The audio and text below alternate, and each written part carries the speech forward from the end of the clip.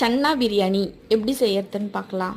அதுக்கு ஒரு கடாயில் 2 டேபிள் ஸ்பூன் எண்ணெய், ஹோல் ஸ்பைசஸ், 1/4 ஸ்பூன் சோம்பு, 2 பச்சை மிளகா, வெங்காயம் 1/2 கப், இஞ்சி பூண்டு பேஸ்ட்டு 1 டேபிள் ஸ்பூன், தக்காளி 1/2 கப், உப்பு கொஞ்சமாக சேர்த்துட்டு நல்லா மிக்ஸ் பண்ணிவிட்டு காஷ்மீரி மிளகாத்தூள் 1 டீஸ்பூன், கரம் மசாலா 1/2 டீஸ்பூன் சேர்த்துட்டு நல்லா வதக்கிட்டு புதினா 1/2 கப், கொத்தமல்லி 1/2 கப் போட்டு அதையும் வதக்கிட்டு 1/4 கப் தயிர் சேர்த்துட்டு நல்லா கொஞ்சம் நேரம் வதக்கினதுக்கப்புறமா 1/4 கப் சன்னா நான் வேக வச்சுருக்கேன் அதையும் சேர்த்துட்டு 1 கப் பாஸ்மதி ரைஸ் சேர்த்து நல்லா மிக்ஸ் பண்ணிவிட்டு 1 கப் பாஸ்மதி ரைஸ்க்கு 1.25 கப்பு தண்ணி ஊற்றிட்டு மூடி போட்டு வேக வைங்க. இந்த மாதிரி பாதி வேக்காடு வெந்ததுக்கப்புறமா கீழே ஒரு தோசை தவா வச்சு அது மேலே வச்சு ஒரு 10 நிமிஷம் ஓப்பன் பண்ணாமல் ரெஸ்ட்டில் விட்டுருங்க.